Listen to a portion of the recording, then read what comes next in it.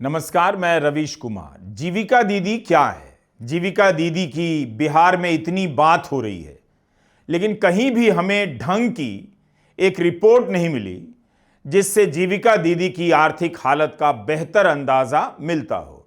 2006 से ही बिहार में जीविका दीदी की योजना चल रही है। 2006 से इस योजना से 1,40,00,000 से अधिक महिलाएं जुड़ी हैं। जीविका दीदी का ढांचा कैसे काम करता है? 1% के ब्याज पर महिलाओं के समूह को जो लोन मिलता है, उस लोन से उनके जीवन में क्या बदलाव आया है। एक छोटा बदलाव होता है, पहले कदम का बदलाव, और एक व्यापक बदलाव होता है। हम व्यापक बदलाव की बात कर रहे हैं। क्यों इस समूह से जुड़ी महिलाओं के खाते में 10,000 रुपए डाले गए? उनके लिए क्या वो इतनी गरीब हैं कि 10,000 की राशि इतनी बड़ी हो गई?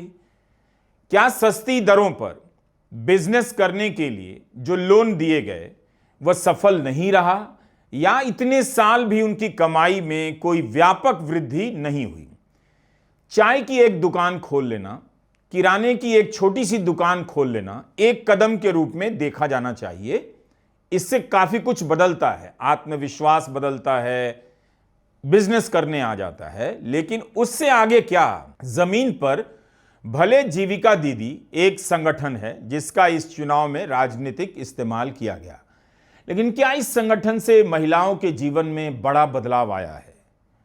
इसकी बात कोई नहीं करता। इसका जवाब इस बात से भी मिल जाता है कि सरकार ने इन्हें 10,000 रुपए दिए हैं, और बिहार सरकार के एक डेटा से भी मिलता है कि बिहार में 94 लाख परिवार महीने का 6,000 से कम कमाते हैं। 94 लाख परिवार। जीविका दीदी के समूह में वही महिलाएं जुड़ सकती हैं जिनके परिवार की आमदनी 6,000 से कम होती है। यानी जीविका दीदी से जुड़ी महिलाएं बेहद गरीब होती हैं, और 1% ब्याज के लोन के बाद भी गरीबी की चक्र में ही फंसी रह जाती हैं। कुछ निकलती होंगी, हम कुछ की बात नहीं कर रहे। इस वजह से 10,000 की रकम जब खाते में पहुंची होगी तो उसी समय एक फैसला हुआ होगा कि वोट किसे देना है, क्योंकि यह बड़ा पैसा है उनके लिए। लोगों से बात कर यही अंदाजा हुआ कि जीविका दीदी से ज्यादातर वही महिलाएं जुड़ी हैं जो अनुसूचित जाति से आती हैं, अत्यंत पिछड़ा वर्ग से आती हैं। बिहार का सरकारी डेटा इसी तरफ इशारा करता है कि इसी तबके में सबसे अधिक गरीबी भी है। चुनाव से पहले कितनी महिलाओं के खाते में 10,000 रुपए डाले गए, इसकी संख्या अलग अलग है। कोई सीधे सीधे 1.5 करोड़ कह रहा है, कोई 1,40,00,000 बता रहा है, कोई 1,20,000 बता रहा है, 20 लाख बता रहा है। तो इस हिसाब से देखें तो अमूमन 12 से 15,000 करोड़ रुपए जीविका दीदी के खाते में डाल दिए गए। बिहार के हर चुनाव में जीविका दीदी की भूमिका की बात होती रही है, पिछले 4-5 चुनावों में देखें तो, लेकिन इस बार 10,000 के कारण ज्यादा हो रही है। जीविका दीदी को नीतीश कुमार का पॉलिटिकल कैडर कहा जाने लगा है। बताया जाता है कि नीतीश कुमार की अपनी पार्टी का संगठन जमीन पर काफी कमजोर है, उसकी भरपाई जीविका दीदी से कर ली गई है। क्या इस 10,000 ने बिहार के चुनाव को पलट दिया है? बिहार में महागठबंधन की लड़ाई 30,000 करोड़ से थी। महिलाओं के अलावा भी कई अन्य योजनाओं में चुनाव से पहले पैसे बढ़ाकर डाले गए, हर वर्ग को पैसा दिया गया। बिहार का चुनाव नीतीश सरकार और बीजेपी ने इस बार खाते में पैसे भेजकर लड़ा है। अगर इसी दिशा में नतीजे आते हैं तब भी क्या उसे विकास का वोट कहा जाएगा? बिहार का मतदाता समझदार कहा जाएगा, या समझदार तब कहा जाएगा जब वह पैसा लेने के बाद भी सिर्फ पैसे पर वोट नहीं करेगा, वह अपने सवालों को ठीक से पहचान कर वोट करता है, तभी तो समझदार कहा जाएगा। अगर बिहार की 1.5 करोड़ महिलाएं और 1 करोड़ बुजुर्ग, इसमें युवाओं को भी जोड़ लीजिए जिन्हें भत्ता दिया जा रहा है, उससे भी ज्यादा, तो करीब करीब 2.5 से 3 करोड़ लोग केवल पैसे, पेंशन और भत्ते के आधार पर वोट कर रहे हैं। तब फिर इस चुनाव का क्या कुछ मतलब रह जाता है? मुद्दों का क्या मतलब रह गया? यह चुनाव केवल और केवल सरकारी पैसे से लड़ा गया है। अगर किसी को एग्जिट पोल करना था तो इसी का अलग से करना था कि जीविका दीदी से जुड़ी महिलाओं के खाते में चुनाव से पहले 10,000 दिए गए तो उनमें से कितनों ने किसे वोट किया है, हर विधानसभा में कितनी महिलाओं के खाते में पैसे भेजे गए, उनकी संख्या कितनी है, इसका अंदाजा लगाइए। 1.5 करोड़ महिलाओं को अगर आप 243 विधानसभाओं में बांटेंगे तो हर विधानसभा में करीब 60,000 से अधिक महिलाएं होती हैं जिनके खाते में 10,000 रुपए भेजे गए हैं। हर विधानसभा में 60,000 से अधिक महिलाओं के खाते में पैसे डाले गए, फिर भी आप इसकी तलाश कर रहे हैं। बिहार ने वोट किस आधार पर किया? साफ है किस आधार पर हुआ है। क्या विपक्ष उस चुनाव में सफलता हासिल कर सकता है जिस चुनाव में मतदाताओं के बीच 30,000 करोड़ से अधिक पैसा बांटा गया हो? हम अपने वीडियो में लगातार यह सवाल उठा रहे हैं, अभी से नहीं, बहुत पहले से। क्या तेजस्वी यादव 30,000 करोड़ का मुकाबला कर पाएंगे? हम बात कर रहे हैं जीविका दीदी का प्रोजेक्ट क्या है वह भी जानिए। स्वयं सहायता ग्रुप है, पूरे देश में सेल्फ हेल्प ग्रुप एक सरकारी योजना के तहत चलाया जाता है। पूरे भारत में 90 लाख से अधिक सेल्फ हेल्प ग्रुप, स्वयं सहायता ग्रुप पंजीकृत हैं और 10 करोड़ से अधिक महिलाएं और उनके परिवार इनसे जुड़े हैं। करीब 90% ग्रुप पूरी तरह से महिलाओं द्वारा संचालित है। बिहार में इन्हें जीविका कहा जाता है, केरला में कदम्बश्री, लद्दाख में लूम्स ऑफ लद्दाख और महाराष्ट्र में महिला आर्थिक विकास महामंडल कहा जाता है। इन सब की जानकारी आपको नेशनल लाइवलीहुड रूरल मिशन की वेबसाइट पर मिल जाएगी। ग्रामीण विकास मंत्रालय के तहत यह काम देखा जाता है। राष्ट्रीय स्तर पर इस योजना को आजीविका कहते हैं।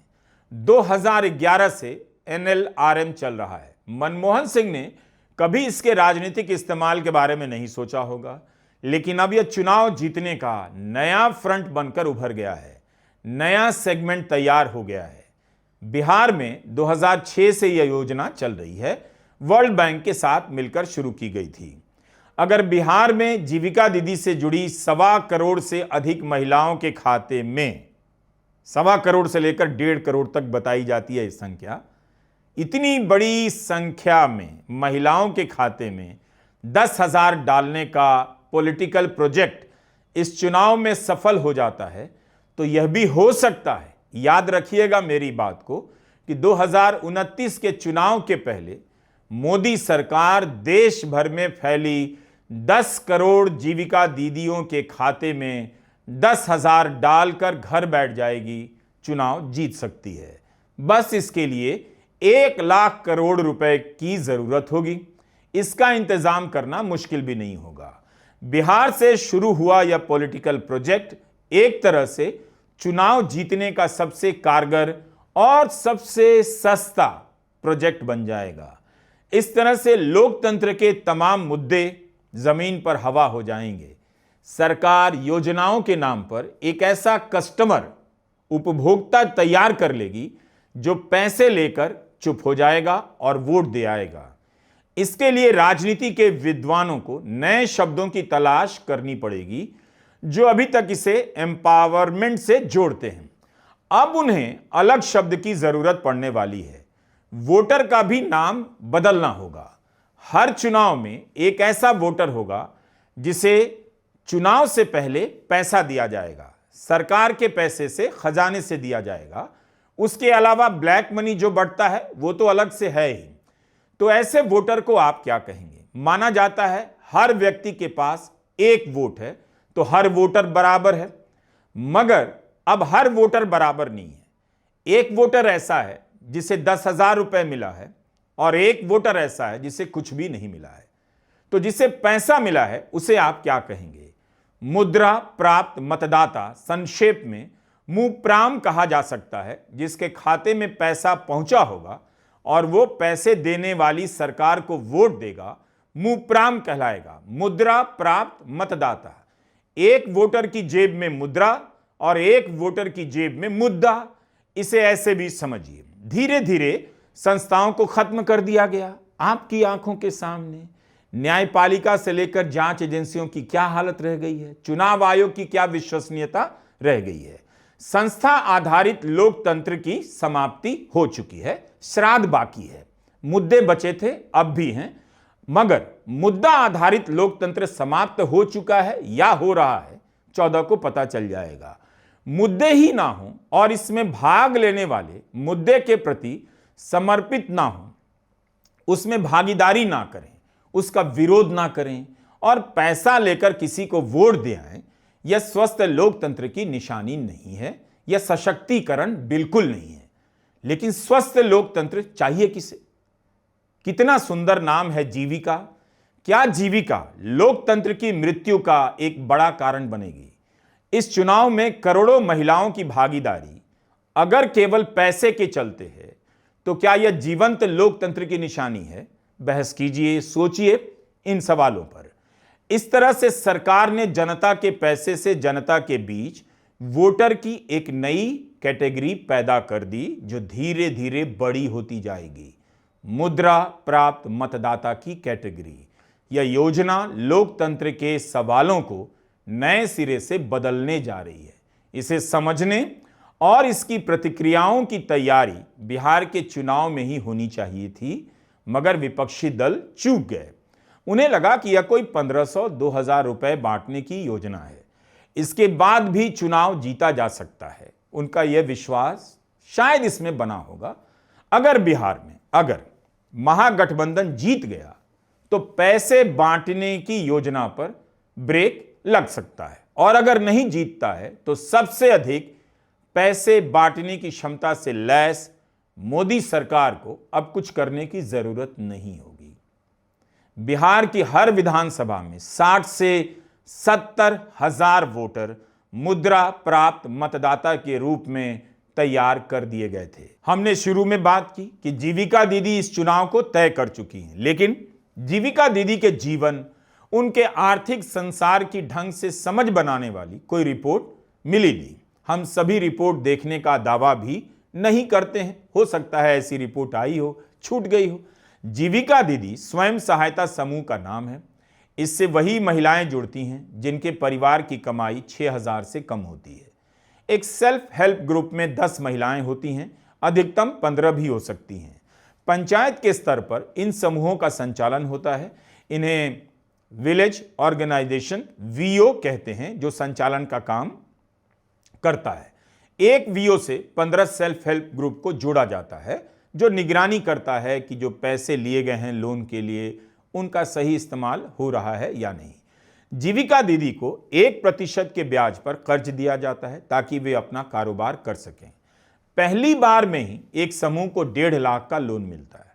अगर आप समय पर लोन चुकाते हैं तो दूसरी बार में 3 लाख और बाद में 6 लाख का लोन मिलता है। इस लोन से समूह में शामिल महिलाएं अपना कारोबार करती हैं। ये गरीब महिलाएं होती हैं तो जाहिर है अपने गांव में ही रहकर कारोबार करती हैं। कोई दुकान खोल लेती हैं, कोई बकरी खरीद लेती हैं, तो कोई मुर्गी पालन करती हैं। बकरी पालन आसान नजर आया और स्थानीय स्तर पर ही बकरी मिल भी जाती है, बिक भी जाती है, लेकिन बकरी पालन को बड़ा भी किया जा सकता है, इस पर कोई ढंग की योजना या कोशिश नजर नहीं आई। कई साल से अगर लोन लेकर बकरी ही खरीदती जाए कोई महिला, ईद और होली में या बकरीद में बेचती जाए और उसका कारोबार बड़ा ना हो, इसमें असफलता सरकार की है, क्योंकि उसने एक समूह को बिजनेस करने के नाम पर इतनी ही पूंजी दी और अवसरों को इतना सीमित रखा कि चाय की दुकान और बकरी पाल कर भी आप जहां थे वहीं रह जाते हैं। अगर बिहार की गरीब महिलाओं के लिए बकरी पालन पहला विकल्प है तो इसे स्वीकार करना चाहिए और इसके लिए ढंग की योजना और सपोर्ट की व्यवस्था करनी चाहिए। आपने इस बार खूब सुना होगा जब पत्रकार महिलाओं से बात कर रहे थे, 10,000 रुपए मिले हैं, क्या करेंगी? तो पहला जवाब या ज्यादातर जवाब यही आया कि बकरी खरीद ली है या बकरी खरीदने वाली है। मगर बकरी पालन में जीविका दीदी ने क्या बिहार में कोई बड़ा मॉडल बनाया है? हम देखना चाहेंगे। हम जानते नहीं तो हम ये नहीं कहेंगे कि नहीं बनाया होगा। रसोई को लेकर एक मॉडल दिखा जो बन रहा है। मगर यह भी दिखा कि उसे बनाया भी जा रहा है पैसे देने के बाद, जिसकी रिपोर्टिंग मीडिया में भी हुई है कि जीविका दीदी का समूह मिलकर रसोई चला रहा है और अस्पतालों, दफ्तरों, स्कूलों को खाना सप्लाई कर रहा है। बिहार में 225 दीदी की रसोई चल रही है।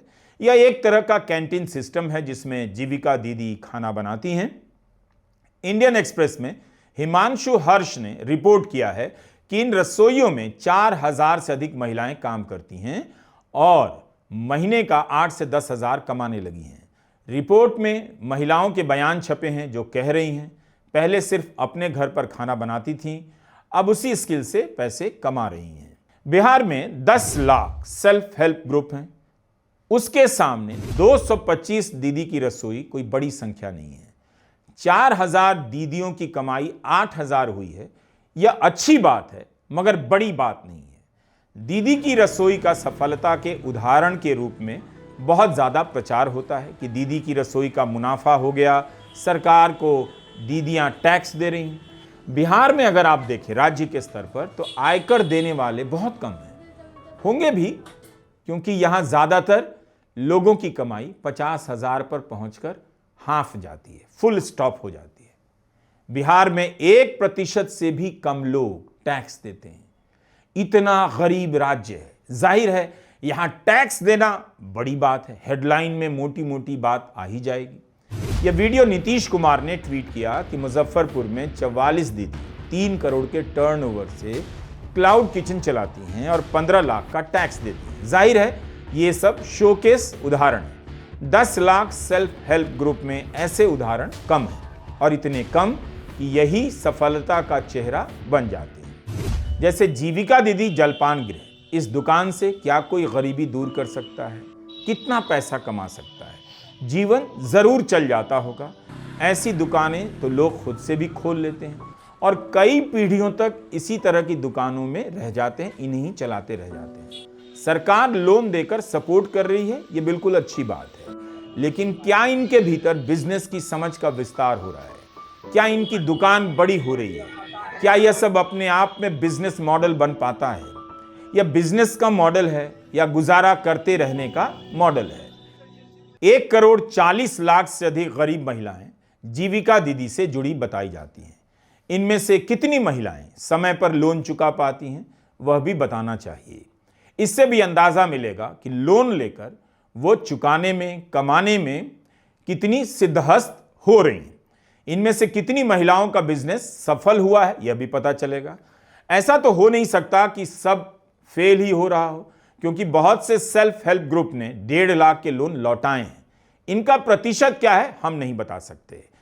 ये पैसा लौटाने के बाद अधिक लोन लिए गए हैं, लेकिन नहीं लौटाने वालों का क्या प्रतिशत है ये सरकार ही बता सकती है। मगर इन बातों से इतना तो दिखता है कि महिलाओं के बीच कारोबार करने का जज्बा पैदा हो रहा है। वो दुकान खोल रही हैं, भले ही चॉकलेट की दुकान हो, टॉफ़ी की दुकान हो, मुर्गी की दुकान हो, बकरी की दुकान हो, चाय की दुकान हो, कुछ तो कर रही हैं। गरीब उपभोक्ताओं से भरे बिहार में चाय की दुकान, चूड़ी की दुकान, बर्तन की दुकान, किराने की दुकान या जूस की दुकान से कितनी आमदनी हो सकती है, हम इस पर फोकस करना चाहते हैं। गुजारे भर की आमदनी अलग बात है, क्या उससे तरक्की भी हो रही है? एक बेहद गरीब राज्य की सबसे गरीब महिलाओं के हाथ में यह पैसा किसी चमत्कार से कम नहीं है। इसके प्रभाव को नकार नहीं रहा हूं, इसके राजनीतिक इस्तेमाल की बात कर रहा हूं और इसकी आर्थिक संभावनाओं के बारे में जानना चाहता हूं। इस योजना के कारण महिलाओं को दूसरी योजनाओं से भी पैसे मिलते हैं, उनकी कुछ ना कुछ मदद होती ही होगी। महिलाओं के हाथ में कम ब्याज दरों पर लोन उन्हें आज़ादी तो दे रही है, वे दुकानें चला रही हैं, कुछ काम कर रही हैं, अपना निर्णय कर रही हैं। एक तरह से इन्हें पहली पीढ़ी का कारोबारी आप कह सकते हैं।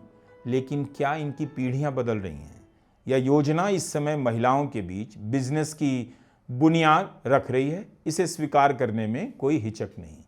लेकिन जिस बिहार में इतनी गरीबी है, उस बिहार में किसी भी बिजनेस का किसी तरह से चलना अलग बात है, बिजनेस की तरह दौड़ना अलग बात है। हम इस फर्क और रफ्तार की बात कर रहे हैं। जानना चाहते हैं कि जीविका दीदी के जीवन में आर्थिक स्तर पर कितना बड़ा बदलाव आया। माइनस से निकलकर शून्य पर आई हैं या शून्य से उठकर 5 तक पहुंची हैं। इसकी कहानी के लिए कुछ ही उदाहरण क्यों दिए जा रहे हैं, जबकि यह योजना 2006 से चल रही है। 19 साल मतलब एक पीढ़ी, एक जनरेशन। इस सपोर्ट ने एक पीढ़ी में महिलाओं को कितना बदला है, इसमें मैं जानबूझकर कोई नुक्ताचीनी नहीं कर रहा, संभावनाओं की तलाश कर रहा हूं। सरकार को बताना चाहिए कि एक ब्लॉक में 25,000 महिलाएं जीविका दीदी से जुड़ी हैं। सबने बिजनेस के लिए लोन लिया है, कितनों का बिजनेस फेल हो गया है। और सरकार को यह भी बताना चाहिए कि अगर ज्यादातर महिलाएं किराने की दुकान खोल रही हैं तो यह जो होम डिलीवरी का तूफान चारों तरफ पसर रहा है, बड़े बड़े स्टोर खुल रहे हैं मल्टीनेशनल, जिनसे शहरों के किराना की दुकानें प्रभावित हैं, इन महिलाओं पर क्या असर पड़ेगा? क्या इन महिलाओं को इसके लिए तैयार किया गया है? तो इन सब का जवाब तो मिलना चाहिए। 19 साल से ये योजना चल रही है, तो कोई भी बिजनेस अगर शुरू कर रही हैं तो उस बिजनेस के असफल होने की दर भी सरकार को बताना चाहिए। शायद यह बात सरकार जानती है, इसीलिए चुनाव से पहले जो फैसला हुआ उसमें एक चालाकी थी।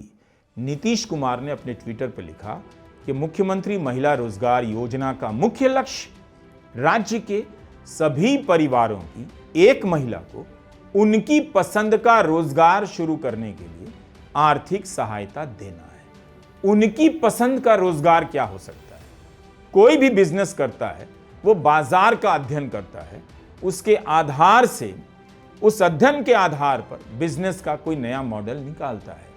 लेकिन अगर लाखों की संख्या में महिलाएं चूड़ी बेचने लग जाएं, लाखों की संख्या में महिलाएं बर्तन बेचने लग जाएं, लाखों की संख्या में महिलाएं चाय की दुकानें खोल लें, तो क्या वह बिजनेस मॉडल है? आर्थिक सहायता के रूप में नीतीश कुमार क्या करते हैं? लिखते हैं कि प्रारंभिक राशि 10,000 रुपए दी जाएगी। महिलाओं द्वारा रोजगार शुरू करने के बाद आकलन कर 2 लाख रुपए तक की अतिरिक्त वित्तीय सहायता दी जाएगी। यानी सभी को 2 लाख नहीं मिलेंगे, लेकिन 2 लाख मिल सकता है, इसका सपना बांट दिया गया। लेकिन सभी को एक झटके में 10,000 दे दिया गया। सरकार को पता था कि जीविका दीदी का बिजनेस मॉडल अभी इस स्तर पर नहीं पहुंचा है कि उनके हाथ में 10,000 की तरह एक झटके में 2 लाख दे दिए जाएं। इसीलिए 10,000 रुपए देकर इसे पॉलिटिकल मॉडल में बदला गया और चुनाव के मुद्दों को गायब कर दिया गया। हर किसी को यही पता है 10,000 बंटा है। किस किस को पता है कि बीजेपी ने बिहार में हवाई जहाज बनाने का वादा किया है, AI हब बनाने का वादा किया है, 5 साल में 50 लाख करोड़ के निवेश का वादा किया है और 5 साल में बिहार को बाढ़ मुक्त कर देने का वादा किया है। इनमें से कई वादों पर उसी तरह हंसा जा सकता है जैसे तेजस्वी के उस वादे पर गोदी मीडिया बहस कर रहा है। कैसे उन सभी परिवारों से एक को सरकारी नौकरी दे देंगे जिनके यहां कभी किसी ने सरकारी नौकरी नहीं की? तेजस्वी कहां से पैसे लाएंगे? लेकिन किसी को यह भी पूछना चाहिए कि 5 साल में कोसी की बाढ़ कैसे रोक देंगे? 50 लाख करोड़ का निवेश कहां से ले आएंगे? और बिहार AI का हब कैसे बन जाएगा? अभी तो भारत भी नहीं बना है। दरअसल सबको पता था कि इन बातों का इस चुनाव में कोई मतलब नहीं। मैनिफेस्टो में कुछ भी टाइप कर दो, ट्रंप का मैनिफेस्टो उठाकर टाइप कर दो, किसी को फर्क नहीं पड़ेगा। जारी कर दो और बस ज्यादा समय मत लगाओ, प्रेस को बुलाओ, 1 मिनट से भी कम समय में मैनिफेस्टो की किताब दिखाओ और जल्दी से निकल जाओ, क्योंकि जिन्हें वोट देना है उन तक मनी पहुंचा दी गई है। वो मैनिफेस्टो पढ़कर क्या करेंगे? कुछ पत्रकार हैं जिन्होंने ग्राउंड रिपोर्टिंग के दौरान 10,000 के मुद्दे को अलग तरह से दर्ज किया है। स्क्रोल ने पाया कि इस योजना का बहुत बड़ा असर नहीं है। ये स्क्रोल का दावा है, क्योंकि इससे नया व्यापार शुरू नहीं हो सकता, महिलाओं को समझ में आ रहा है। स्क्रोल के पत्रकार अनंत गुप्ता से महिलाओं ने कहा कि वे 10,000 के आधार पर वोट नहीं देने वाली है। कई लाभार्थियों ने कहा 10,000 किसी बिजनेस को शुरू करने के लिए बहुत कम राशि है। कुछ ने कहा इस पैसे में 1 या 2 छोटी बकरी ली जा सकती है। नीतीश के गांव में स्क्रोल की टीम एक महिला से मिली जिसने 10,000 रुपए से 3 बकरियां खरीदी हैं। मगर उस महिला ने कहा कि अगर पैसा ना मिला होता तो भी नीतीश को ही वोट देती। दूसरी तरफ जिन महिलाओं को इस योजना में अभी तक पैसा नहीं मिला है वे नीतीश कुमार की सरकार से नाराज है। मगर दूसरी रिपोर्ट में हमने भी सुना है महिलाएं कह रही हैं नहीं मिला है तो मिल जाएगा, उन्हें भरोसा है कि मिलेगा। इस स्कीम के तहत अभी तक वोट डालने वाली सिर्फ 1/3 महिलाओं को पैसा मिला है। जब अनंत गुप्ता रिपोर्ट कर रहे थे उस वक्त की बात है। इस योजना में आगे चलकर 2 लाख की राशि मिल सकती है बताते हैं। इसे लेकर महिलाओं में उत्साह अभी कम है। शायद उन्हें भी पता है इतना बड़ा पैसा मिलेगा नहीं, लेकिन हेडलाइन के लिए ये रकम बहुत बड़ी है। लोगों में यह अफवाह भी फैली चुनाव के दौरान कि पैसा सूद समेत वापस लिया जाएगा, फिर यह भी कि ये स्कीम खत्म कर दी जाएगी। इसका जवाब नीतीश कुमार और बीजेपी ने भी दिया कि एक भी पैसे का सूद नहीं लगेगा। क्या इसीलिए एनडीए ने अपनी चुनावी सभाओं में बार बार इस पर जोर दिया कहीं कोई माई का लाल इस योजना का पैसा महिलाओं से वापस नहीं ले सकता है। ऐसी खबरें भी आईं कि लोग शिकायत कर रहे हैं कि अमीरों के फॉर्म स्वीकार कर लिए गए, गरीबों के फॉर्म स्वीकार नहीं किए गए। वायर में भी इसी तरह की रिपोर्टिंग हुई है। मनोज सिंह ने गोपालगंज के दिघवा में कुछ दलित महिलाओं से बात की है। इनका कहना है कि इतने पैसे में बकरी ले भी ली तो उसे खाना नहीं खिला पाएंगी, ना ही उसे चराने के लिए ज़मीन है। जिन्हें पैसा मिला है उनमें से कुछ ने इससे बकाया लोन चुका दिया है, किसी ने घर में छप्पर डालने के लिए इस्तेमाल कर लिया है। एक महिला ने 2000 और जोड़कर बकरी लेनी चाहिए, लेकिन उसके रखरखाव के लिए कोई संसाधन नहीं। जीविका दीदी को आर्थिक क्रांति में बदला तो जा सकता था, लेकिन लगता है यथास्थिति ही बनी रह गई। चुनाव आते आते नीतीश कुमार ने पटना में जीविका भवन की बुनियाद रखी। 70 करोड़ की लागत से नया मुख्यालय बनेगा। कई जिलों में जीविका भवन बनने की खबरें छपी हैं। इनकी लागत 15 लाख से 20 लाख बताई गई है। इस योजना का मुख्यालय बन रहा है अब 19 साल बाद। लेकिन ऐसी भी कहानी आनी चाहिए कि इस योजना के कारण जीविका दीदियों का घर भी पक्का होने लगा है। कुल मिलाकर जीविका दीदी की योजना गरीब महिलाओं को आर्थिक स्वावलंबन की राह पर ले जाने की है। लेकिन अब इस योजना के सहारे कोई पटना में बैठकर सत्ता में अपने स्वावलंबन का जुगाड़ कर चुका है और सफलता मिलने की बात कही जा रही है। 14 नवंबर से पहले अगर आपने जीविका दीदी को कम गंभीरता से लिया है तो इसका एक मतलब यह भी है कि आपने भी अनुसूचित जाति, अति पिछड़ी जाति की गरीब महिलाओं के जीवन में सरकारी योजनाएं क्या बदलाव ला रही हैं या ला सकती हैं उसमें कम दिलचस्पी दिखाई है। 14 नवंबर को अगर एनडीए को जीत मिलती है, जिस तरह की घोषणा एग्जिट पोल ने की है, उस जीत का कोई हीरो नहीं होगा मगर हीरोइन होगी, और वो हैं जीविका दीदी। 14 नवंबर के रिजल्ट से एक हीरो हो सकता है जो 30,000 करोड़ बांटकर चुनाव लड़ने की राजनीति को हरा देगा। जो इस पैसे के बाद भी चुनाव जीतेगा वही हीरो होगा। जो इस पैसे के दम पर जीतेगा कैसे हीरो हो सकता है? जीविका दीदी सत्ता में नीतीश और एनडीए की आजीविका का साधन बनने जा रही हैं। 14 को पता चलेगा। नमस्कार, मैं रवीश कुमार।